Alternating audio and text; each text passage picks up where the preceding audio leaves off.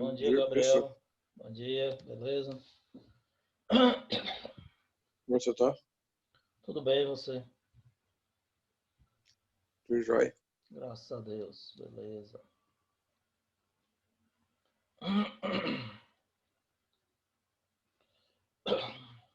Guardar o pessoal aqui chegar para a gente começar. Bom dia, Clara.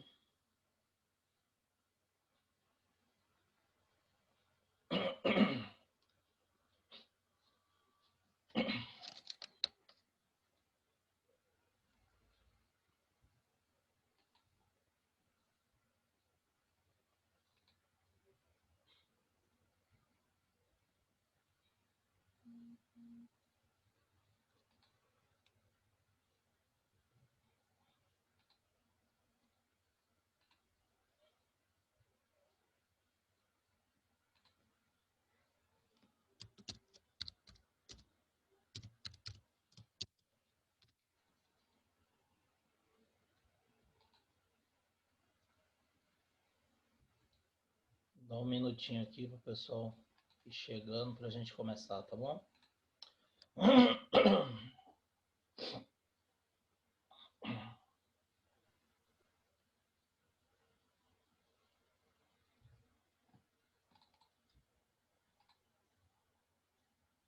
Bom dia, Lucas. Bom dia, professor. Beleza, bom dia, Lucas Vilares.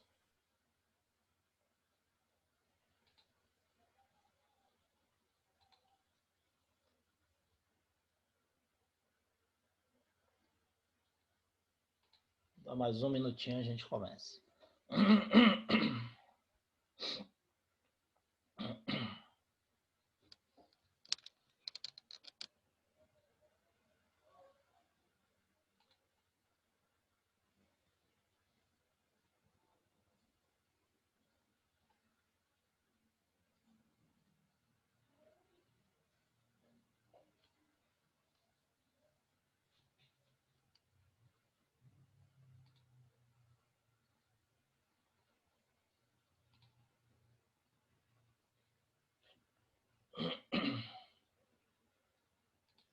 Pronto, vamos lá então.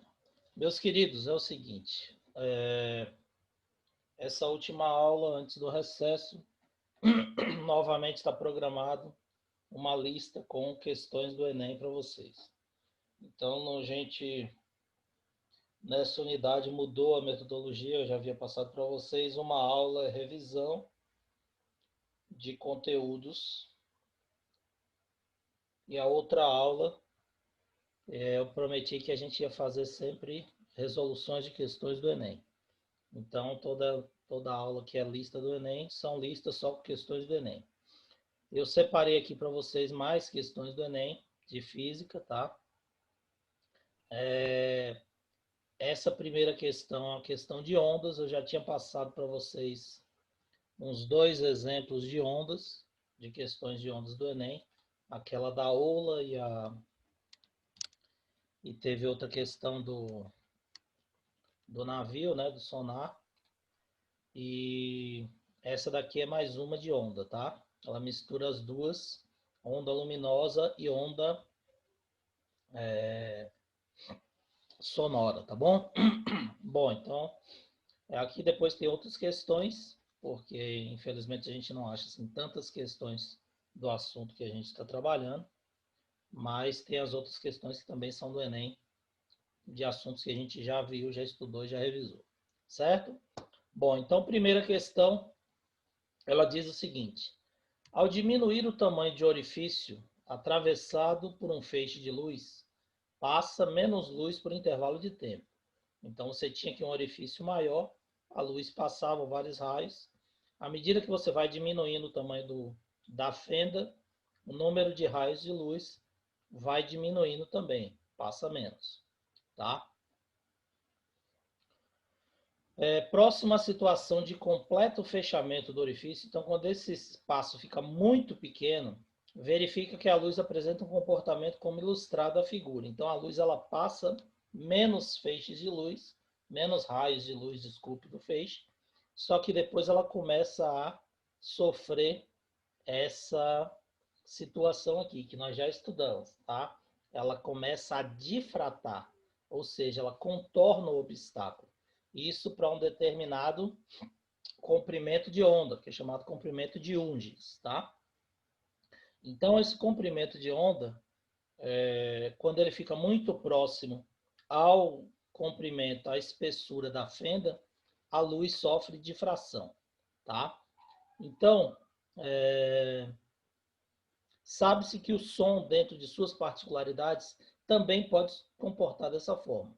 Então, eu já tinha dito para vocês que o som, ele difrata, tá? Então, dei um exemplo aqui, se fosse uma lanterna ligada aqui, você teria, através de um espaço, a luz da lanterna iluminando essa região aqui da parede. Porém, se fosse o som e a pessoa estivesse aqui ou atrás da parede, esse som ia sofrer a difração e iria atingir a pessoa aqui atrás da parede. Certo? Bom, então, essa é a situação ilustrada. Então, a fenda é grande, a luz passa, diminui a fenda, a luz passa menos. Quando chega num espaço bastante pequeno, quase próximo do fechamento, que se aproxima ao comprimento de onda da luz, ela vai sofrer difração. Em qual das situações a seguir está apresentado o fenômeno descrito no texto? Então, letra A. Ao se esconder atrás do muro, o menino ouve a conversa de seus colegas. Letra B. Ao gritar diante de um desfiladeiro, uma pessoa ouve a repetição do próprio grito. C. Ao encostar o ouvido no chão, um homem percebe o som da locomotiva antes de ouvi-lo pelo ar. D. Ao ouvir uma ambulância se aproximando, a pessoa percebe o som mais agudo do que quando ela se afasta. E letra E. Ao emitir uma nota musical muito aguda, uma cantora de ópera faz com que uma taça de cristal se despedace. Então, veja bem, em qual das situações a seguir está representado o fenômeno descrito no texto? Então, esse fenômeno, eu já disse para vocês, que é o quê? Difração, certo? Quando a luz, ela sofre um espalhamento e atinge todos os pontos aqui, é claro que com menor intensidade, mas atinge todos os pontos da parede. Então, sofreu difração. Ô, professor, Sim, pode falar. e mais na primeira e na segunda imagem? Sim. Aqui ela ainda não sofreu difração porque o espaço ainda é muito grande. A luz ela só sofre difração quando o comprimento de onda fica próximo ao tamanho da abertura aqui da fenda. Ela vai aumentando até chegar um limite máximo, né? Ela vai, na realidade, diminuindo a quantidade de luz que passa até chegar num tamanho mínimo e aí ela vai ser forçada a espalhar, a sofrer difração. Tá? O som não, o som já sofre difração naturalmente. Tanto faz estar aqui com a abertura grande ou abertura pequena. Se você gritar, o som vai espalhar e vai atingir a pessoa aqui atrás do muro ou nas extremidades do muro. Então, é o que está dizendo na letra A. Então, vamos lá. Primeira, verdadeira, tá? Então, a letra A é a resposta correta, porque ao se esconder atrás do muro, o menino ouve a conversa de seus colegas através da difração do som, que é exatamente o fenômeno que está representado no texto. Só que no texto está representada a difração da luz. E ele fala que o som também pode se comportar dessa forma. Então, a resposta correta é letra A. O som, ele sofre difração, certo? Ao gritar diante de um desfiladeiro, uma pessoa ouve a repetição do próprio grito. Ouve, mas isso não é o que está ocorrendo aqui. O que ocorre na letra B é que o som bate e volta, reflete, tá? Reflexão do som, que é o eco, tá? Então, o fenômeno descrito é o eco. Letra C. Ao encostar o ouvido no chão, o homem percebe o som de uma locomotiva antes de ouvi-lo pelo ar. Eu falei isso para Gabriel na última aula. Deu exemplo, ele perguntou. Então, o som, ele tem velocidade diferente no ar e tem velocidade diferente nos meios materiais, no solo ou no trilho, tá? Então, essa diferença faz com que a propagação do som seja mais rápida em meios mais densos. Então, no solo ou no trilho do trem, a velocidade vai ser maior e a pessoa ouve o som da locomotiva antes de ouvir o som no ar. Letra D. é falsa porque o fenômeno que ele está relacionando aqui é o efeito Doppler.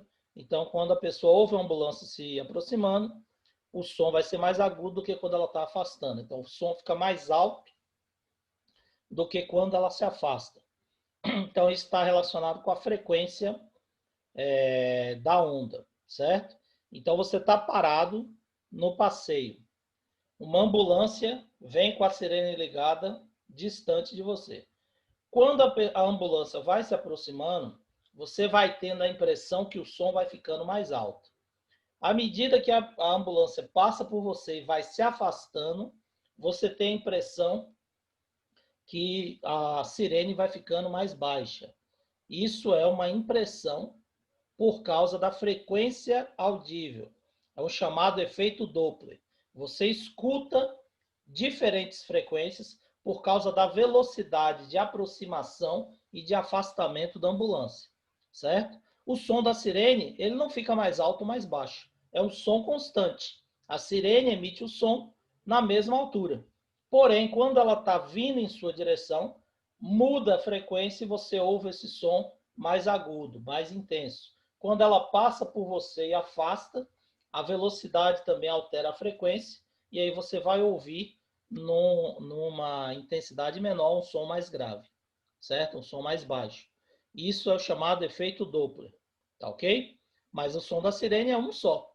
É o mesmo, tem o mesmo volume, a mesma altura, o mesmo timbre, a mesma frequência. O motorista da ambulância, quem está dentro da ambulância, está ouvindo a sirene sempre com o mesmo tipo de som, a mesma qualidade de som, certo? Então a letra D está relacionada com o efeito Doppler, não é ela que está relacionada aqui no enunciado da questão, no texto. E a letra E, ao emitir uma nota musical muito aguda, uma cantora de ópera faz com que uma taça de cristal se despedace. Isso ocorre quando? Quando você emite um som na mesma frequência do objeto. Se você emitir o som na mesma frequência do objeto, esse som vai vibrar e as partículas do objeto também vão vibrar, porque atingiu a mesma frequência. E aí o que vai acontecer? Quando a partícula do objeto vibrar, se for uma taça de cristal, um elemento de vidro, por exemplo, esse copo ele vai rachar de vidro ou de cristal, ele vai partir, vai quebrar, porque as moléculas começaram a vibrar. E Mas isso possivelmente isso pode acontecer acontece... com curiosidade. O quê? Repete que eu não ouvi, Gabriel. Assim, possivelmente isso pode acontecer em curiosidade. Acontece, tá? Quando uma cantora cantora de ópera consegue realmente quebrar a taça de cristal, tá? Mas esse fenômeno é a ressonância, quando ela emite uma frequência de onda igual à frequência das partículas do cristal, certo? Por isso a resposta correta, letra A. O que eu quero que vocês observem nessa questão é o seguinte: todas as alternativas estão corretas, certo? Então as questões do Enem também apresenta essas características algumas vezes. Ele pega uma questão, coloca um texto, uma situação que está descrita no texto e na figura, tá? E depois ele passa as alternativas. Nessas alternativas aqui, ó, não existe nenhum erro. Ao se esconder atrás de um muro, um menino ouve a conversa dos seus colegas? Ouve. Esse fenômeno é difração. Ao gritar diante de um desfiladeiro, a pessoa ouve a repetição do seu grito? Ouve. Esse fenômeno é o eco. Ao encostar o ouvido no chão, um homem percebe o som da locomotiva antes de ouvi-lo pelo ar? Sim, percebe. Esse fenômeno está relacionado com a velocidade do som em meios materiais. Quanto mais denso for o meio, maior a velocidade do som nesse meio. Letra D. Ao ouvir a ambulância se aproximando, a pessoa percebe o som mais agudo do que quando ela se afasta? Sim, é o efeito Doppler. E ao emitir uma nota musical muito aguda, uma cantora de ópera faz com que uma taça de cristal quebre também. Esse fenômeno é o fenômeno de ressonância, certo? Então, todas as alternativas estão corretas. Você vai ter que identificar qual é a que está relacionada com o texto. Porém, ele deu a figura aqui, e aí fica fácil você perceber que é a difração, portanto, a resposta correta, letra A. Beleza? Todo mundo entendeu? Dúvidas, gente? Tá tranquilo? Então me responda agora. Um cantor de ópera, ele consegue quebrar uma taça de cristal? Um que, professor? Um cantor de ópera, aqui está dizendo ó, que uma cantora de ópera faz com que uma taça de cristal se despedace. Um cantor de ópera consegue quebrar uma taça de cristal? Não, na verdade não, Por porque quê? o som da mulher, ele é mais eficiente do que o do homem. Não é questão de eficiência, Gabriel, mas o raciocínio está certo. O homem ele não consegue atingir a frequência que a voz da mulher atinge. Então, uma cantora de ópera consegue atingir a frequência de uma taça de cristal, a frequência das moléculas de uma taça de cristal. Já o homem, ele não emite o som nessa frequência. Então, o cantor de ópera, ele não vai conseguir quebrar essa taça de cristal, certo? Então, o raciocínio está certo, você só errou aí um pouquinho na definição. Mas entendeu direitinho, parabéns. Bom, segundo, uma das modalidades aí já não está mais relacionada com ondas, tá? São outros conteúdos que nós já vimos e estudamos. Então, uma das modalidades presentes nas Olimpíadas é o salto com vara. As etapas de um dos saltos de um atleta estão representadas na figura. Então, etapa 1, ele corre com a vara. Etapa 2, ele apoia a vara no chão. Na etapa 3, ele atinge certa altura. E na etapa 4, ele já pulou aqui o obstáculo e caiu no colchão. Certo? Bom, desprezando-se as forças dissipativas, ou seja, não tem resistência do ar, significa que a energia está sendo conservada. Para que o salto atinja a maior altura possível, ou seja, o máximo de energia seja conservada, é necessário que. Então, o que é necessário para que esse atleta consiga realizar o salto, tá? De um obstáculo com a maior altura possível. Então, você tem que analisar quais transformações de energia você vai ter. O atleta ele está correndo. Quando ele está correndo, qual é a energia que ele possui? Energia cinética do movimento. A partir do momento que ele apoia a vara e dá o impulso, ele começa a subir em relação ao solo, até determinar uma altura qualquer. Isso significa dizer que ele vai adquirir o quê? Energia potencial gravitacional. Então, na etapa 1, ele tem energia cinética. Na etapa 3, quando você despreza a velocidade no ponto mais alto, no momento que ele solta o bastão para poder cair, a vara para poder cair, sua energia mecânica está toda transformada em energia potencial, MGH, certo? Então, ele tem que transformar toda a energia cinética da primeira etapa em energia potencial gravitacional na terceira etapa, para poder realizar o salto do maior obstáculo possível, da maior altura possível.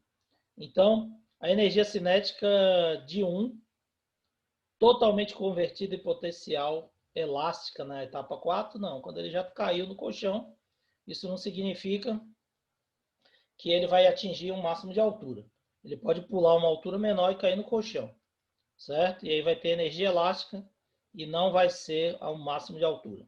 A energia cinética na etapa 2, a energia cinética na etapa 2 ela já está diminuindo, porque é o momento que ele prende a vara no chão e começa a dar o impulso. Ele está perdendo a energia cinética e transformando em potencial.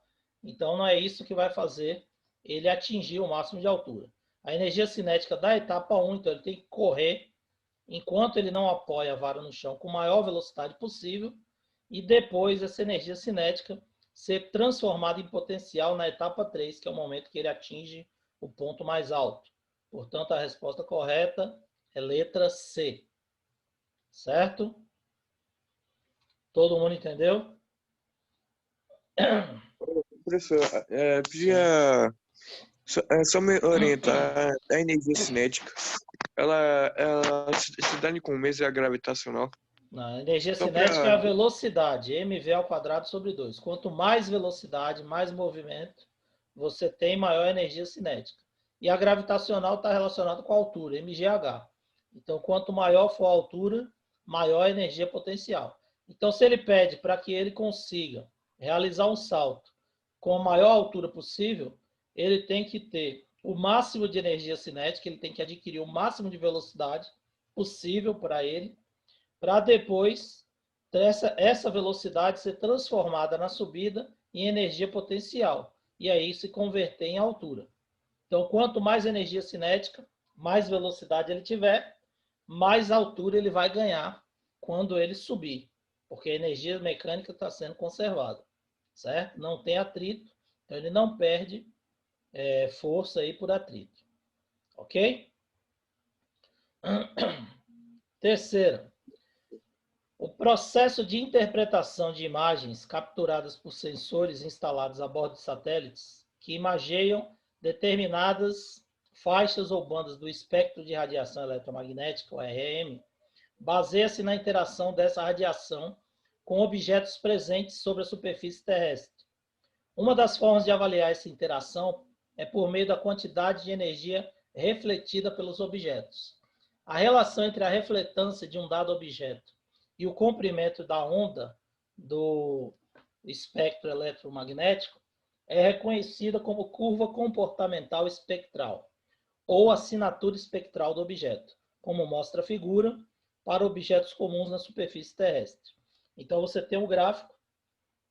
Esse gráfico nos dá o percentual de refletância, tá? Quanto ele vai refletir, cada elemento vai refletir. E aqui você tem os elementos que estão na superfície da Terra. Alguns, tá? Alguns exemplos. A água, o asfalto, o solo arenoso, o concreto e a grama. Ok?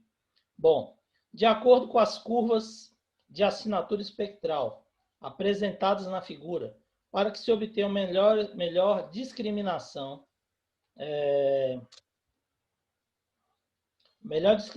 dos alvos mostrados, convém selecionar a banda correspondente a que comprimento de onda em micrômetros, tá? 1 vezes 10 a menos 6 metros, que é a unidade que está sendo representada, o comprimento de onda aqui no gráfico, tá? Então ele quer saber o quê? Qual é o melhor comprimento de onda, a melhor faixa de comprimento de onda, aqui no gráfico, para você discriminar os elementos de acordo com o nível de reflexão, certo? Então, se você quer analisar o gráfico e pegar aqui, separar os elementos, qual ponto você vai usar? O quê? Precisa pegar o maior que tá para achar. O maior o quê? Maior comprimento Tá, de onda? o comprimento de 50 quer dizer, a altura de 50 e o comprimento de 0,9. Muito bem, Gabriel. Está raciocinando direitinho. Parabéns. Veja bem, você vai analisar na faixa que estiver mais distante, que obter a maior diferença de reflexão. Então, a melhor discriminação dos alvos vai ocorrer quando os valores de refletância forem os mais distintos possíveis. Isso é, quando as curvas forem mais separadas. Porque aí você vai poder afirmar aqui, ó, 50% é a grama, em torno de 33% concreto, 25% mais ou menos o solo arenoso, próximo de 10% o asfalto. Professor, mais de 0 a 9, que é a faixa que vai ser a resposta aqui, letra E, a água não aparece, né? Não tem refletância da água.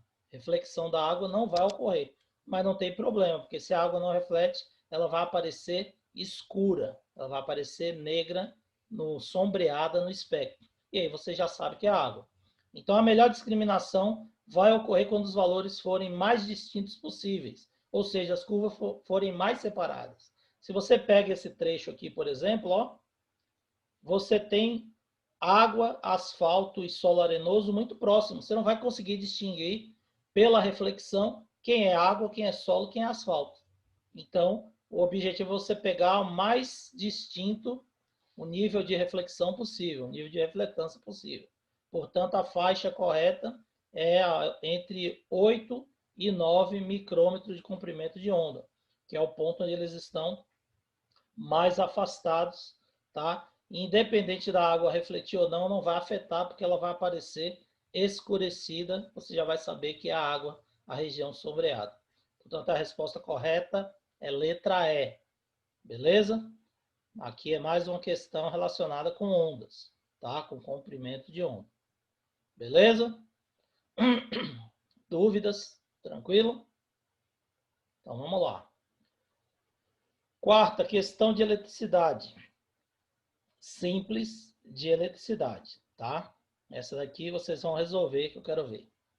Um curioso estudante empolgado com a aula do circuito elétrico que assistiu na escola resolveu desmontar uma lanterna. Utilizando a lâmpada e a pilha retiradas do equipamento e um fio com extremidades descascadas, ele fez as seguintes ligações com a intenção de ligar a lâmpada. A ligação 1, a 2, a 3, a 4, a 5, a 6 e a 7, como mostra a figura.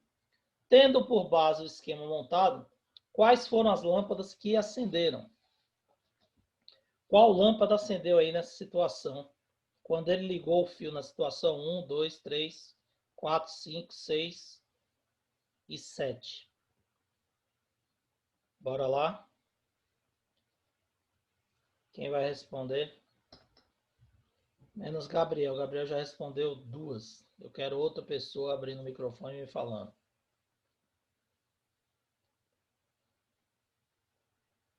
Bora. Bora, terceiro ano. Quais são as lâmpadas que acendem? 1, 2 e 5, professor? 1, 2 e 5. Guilherme acha que é 1, 2 e 5. Vamos ver. Olha só. A1, você tem aqui a base, que é aquela parte de alumínio da lâmpada, certo? Ligada no polo negativo. E a base da lâmpada, que é aquela partezinha final, extremidade, que fica abaixo dessa região de alumínio, no polo positivo. Então, você está ligando corretamente, a lâmpada vai acender. Está certo. Ok? Qual foi a outra que você falou? 2, né? A 2 não vai acender. Ah, professor, por que não vai acender? Porque a base da lâmpada e a parte de alumínio, elas estão ligadas no polo negativo. E quando você puxou o fio, você ligou aqui na lateral, não ligou no polo positivo. Então, se você não colocar uma parte da base no negativo e a outra no positivo, você não vai acender, certo? Então, a 2 não pode. E a outra que você falou foi qual? Foi a 5, né? A 5 não vai. Hã? Que a 5 tava com um fio lá na No lâmpada. vidro, exatamente. Então, o fio não, a lâmpada não vai acender porque aqui está fora da base, ela está no vidro da lâmpada, certo? Então, o que é que você tem que analisar? Para que uma lâmpada possa acender, os terminais elétricos, a base e a rosca, tá? Essa rosca lateral de alumínio e a base, que é normalmente pretinha, feita de cerâmica, isso é uma lâmpada incandescente, tá? Ela deve estar corretamente conectada ao polo da pilha. Ou seja, uma tem que estar no negativo e a outra no positivo. Então, é fundamental que cada terminal elétrico esteja conectado a um polo da pilha. Se a rosca lateral estiver ligada no negativo, a base tem que estar no positivo ou vice-versa. Então, você observa que essas ligações estão corretas na figura 1, 3 e 7. 1, eu já falei. Na 3, você observa aqui, ó, a base está no positivo e a rosca está ligada no negativo, certo? A 4 está errada porque a rosca está ligada no positivo e a base está na lateral da lâmpada. A 5 nós já falamos que não vai acender porque o fio está no vidro da lâmpada. A 6 está errada porque a rosca está ligada no positivo e o fio está ligando a própria rosca no negativo. Observe que o polo positivo aqui está livre, não está conectado. O polo positivo não, desculpe, a base da lâmpada está livre aqui, ó, não está conectado em ponto nenhum, em nenhum polo. Então, conectou só um, não vai funcionar. E a 7 funciona por quê? Porque ele colocou a lâmpada de lado, a rosca está encostada no positivo e puxou um fio da base para o negativo. Então, você tem uma ligação correta, a lâmpada vai acender. Logo, ela acende nas situações 1, 3 e 7, que é a situação que elas estão ligadas corretamente. Cada polo ligado à base ou à rosca e vice-versa. Ok? Então, a resposta correta, letra D, é a resposta dessa questão. Tranquilo? Então, vocês observam que são questões que não são difíceis, são questões de interpretação. Normalmente são questões fáceis, mas tem que ter uma boa interpretação e um conhecimento razoável do assunto. Bom, 5. Questão de hidrostática. Um tipo de vaso sanitário que vem substituindo as válvulas de descarga está esquematizado na figura. Então, antigamente nós tínhamos a descarga presa na parede, porque você tinha uma tubulação que saía da parede, um cano, uma válvula de descarga que controlava a pressão e jogava água para dentro do vaso sanitário. Só que esse sistema gastava uma quantidade de água muito grande. Então, quando foi criado esse tipo de vaso sanitário, que é o vaso acoplado, isso reduziu o consumo de água. Por que ele reduziu? Porque ele tem um recipiente que armazena normalmente 6 litros de água, é o valor normal da maioria dos vasos acoplados, e esses 6 litros de água é suficiente para dar a descarga e fazer com que os dejetos e os rejeitos saiam da base do vaso e desçam pela tubulação até o esgoto, certo? Então, ao acionar a alavanca, toda a água do tanque é escoada e aumenta o nível do vaso até cobrir o sifão. Então, essa água sobe, cobre o sifão, depois ela, por gravidade, desce, levando os dejetos, que são mais pesados, mais densos do que a água. De acordo com o teorema de Stevens, nós estudamos pressão hidrostática. Quanto maior for a profundidade, maior a pressão. Assim, a água desce levando os rejeitos até o sistema de esgoto. A válvula da caixa de descarga se fecha e ocorre o enchimento. Em relação às válvulas de descarga, esse tipo de sistema proporciona maior economia de água. Beleza, tudo corretinho aqui. Ele ainda deu a dica no enunciado, que é o teorema de Stevens. O teorema de Stevens é pressão hidrostática. Quem é pressão hidrostática? Densidade vezes gravidade vezes altura, que é a profundidade do nível da água. Então, quando você mergulha num líquido, quanto mais profundo você tiver, maior vai ser a pressão hidrostática. Então, a pressão hidrostática depende da altura do nível da água. Então, é o sistema que trabalha esse mecanismo. Quando a caixa acoplada se enche, até atingir o nível da boia aqui, você vai ter uma altura de água que vai proporcionar uma pressão hidrostática. Quando você aperta a alavanca aqui, aperta o botão, esse sistema é puxado para cima, esse tampão abre e a água, por pressão, desce e empurra aqui o nível da água para cima do sifão. E aí depois tudo vai descer por gravidade, certo? Então, cada descarga nesse sistema vai gastar aproximadamente 6 litros de água, enquanto que no sistema de parede é variável. Se você deixar o dedo apertando a válvula, você pode gastar a quantidade de água que você quiser. Você pode esvaziar o tanque da casa, não sei quantos mil litros de água, só deixando a água escorrer pela descarga, certo? Bom, então as características de funcionamento que garante essa economia é o quê? Justamente a quantidade de água que fica armazenada aqui suficiente para dar a descarga. E essa quantidade de água depende o quê? Da altura que você tem aqui. Então, o volume dessa caixa aqui não importa. Não importa se ela armazena 6 litros, se ela armazena 4 litros, porque a altura do nível da água é que vai permitir que a pressão empurre os dejetos para baixo, certo? Então, já respondi aí, no caso vai ser a letra C, a altura do nível da água. Por quê? Porque de acordo com a lei de Stevens, né, princípio de Stevens, pressão hidrostática, densidade vezes gravidade vezes altura. A pressão hidrostática é proporcional à altura da água, não depende da quantidade, do volume de água. Assim, a característica de funcionamento que é responsável pela economia de água é a altura do nível da água do vaso. Quando você tem uma determinada altura suficiente para provocar essa diferença de pressão e descer os dejetos, independente do volume de água, você consegue empurrá-lo para baixo para o sistema de esgoto. Entenderam o raciocínio? Tá tranquilo? Sim. Olha, tem uma questão de vestibular que ele fala o seguinte, ó, se você colocar uma garrafa de água aqui, de 1 litro de água, dentro do tanque do vaso acoplado, você vai economizar água a cada descarga.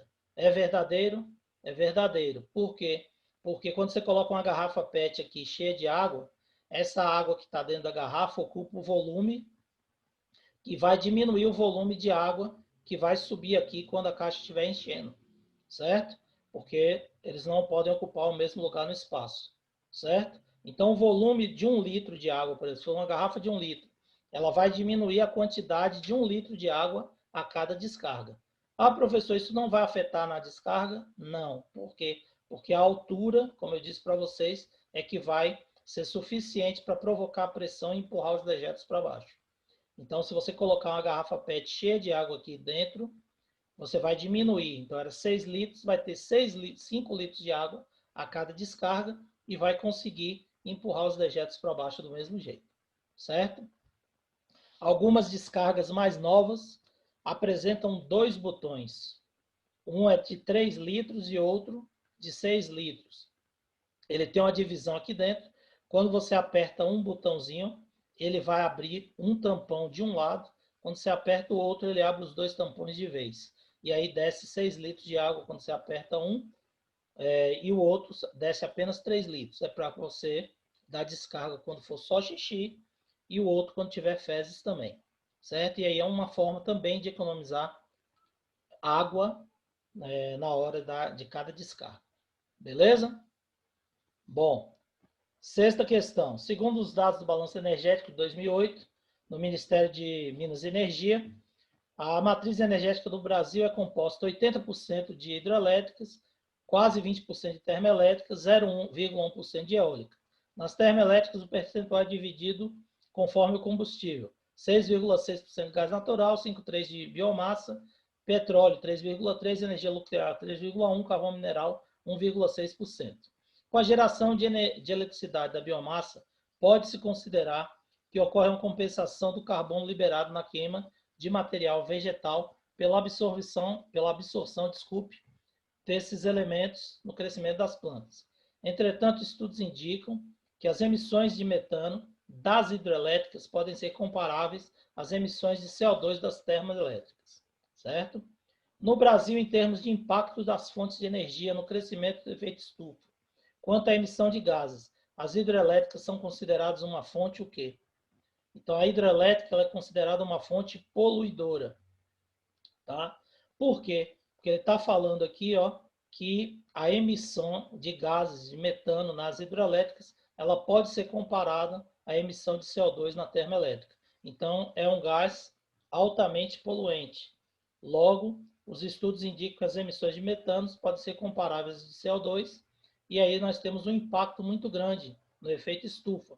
Então, ela é considerada uma fonte poluidora, colaborando com os níveis altos de gases do efeito estufa. Logo, a resposta correta é a letra D. Ela não é uma energia limpa, não é eficaz e não é uma energia alternativa. Ela é uma fonte poluidora. Resposta correta, a letra D. Essa aqui está fácil porque é a única possibilidade aí, a letra D, que é uma fonte poluidora. Certo? Nosso tempo está acabando, mas vamos tentar responder rapidinho aqui. Você tem um sistema de fechadura eletrônica de portão, tá? Ou de porta. Essa fechadura eletrônica, você tem uma corrente elétrica que passa aqui, tá? No fio. Essa corrente elétrica atravessa um fio de um comprimento qualquer, que está ligado a uma placa.